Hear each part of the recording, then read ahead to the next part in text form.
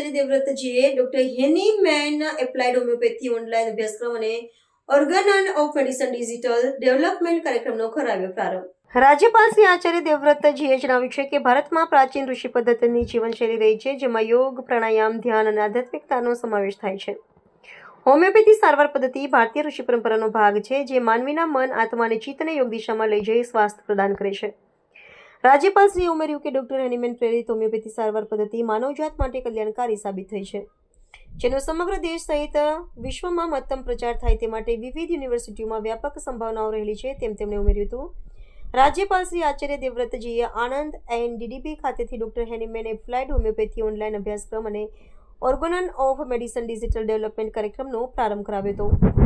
રાજ્યપાલશ્રીની ઉપસ્થિતિમાં સરદાર પટેલ યુનિવર્સિટી દ્વારા હોમિયોપેથી અભ્યાસક્રમનો વ્યાપ વધે તે માટે સમજૂતી કરાર કરવામાં આવ્યા હતા। રાજ્યપાલશ્રીના હસ્તે 45 જેટલા નિષ્ણાત તબીબોનું સન્માન કરવામાં આવ્યું હતું।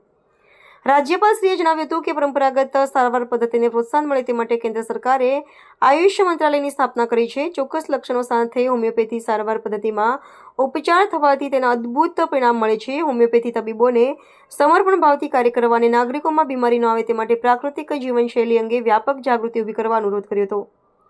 રાજ્યપાલશ્રીએ જણાવ્યું કે રાસાયણિક ખાતર અને જંતુનાશક દવાઓના વધુ પડતા ઉપયોગને કારણે જમીન બિનઉપજાઉ બનવા સાથે માનવ સ્વાસ્થ્ય પર તેની ગંભીર અસર થઈ છે અને કેન્સર, હૃદય રોગ જેવી અસાધ્ય બીમારીઓનું પ્રમાણ વધ્યું છે।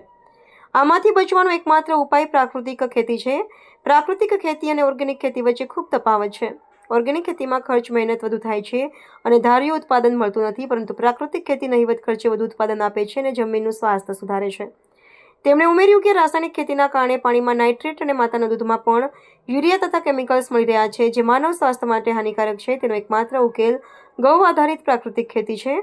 દેશી ગાયના ગૌમૂત્ર અને ગોબરમાં અદ્ભુત ગુણધર્મો છે। ગૌમૂત્રમાં ઝેરને પણ શુદ્ધ કરવાની ક્ષમતા છે।